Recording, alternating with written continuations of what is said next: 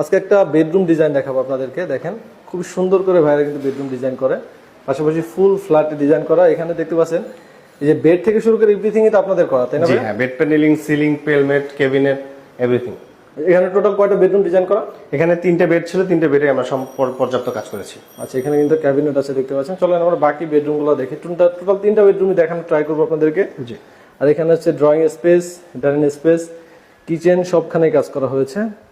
আর একটা বেডরুমে চলে আসছি, দেখেন ক্যাবিনেট, ক্যাবিনেটটা কিন্তু খুবই সুন্দর, দেখেন কালার গ্রেডিং গুলো অসাধারণ।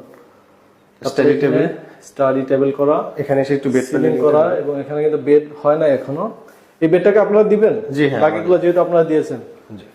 এই সাইডে আরেকটা বেড আছে না? আরেকটা বেড আছে। আচ্ছা, বাকি বেডরুমটা দেখাচ্ছি।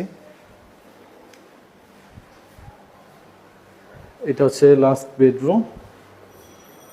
বেডরুমে কিন্তু ক্যাবিনেট করা হয়েছে, দেখেন গ্রে কালার। একটা ক্যাবিনেটগুলো কত করে আসছে? ক্যাবিনেট 1700 টাকা স্কয়ার ফিট। এই হ্যান্ডেলগুলো আমাদের নিজেদের বানানো।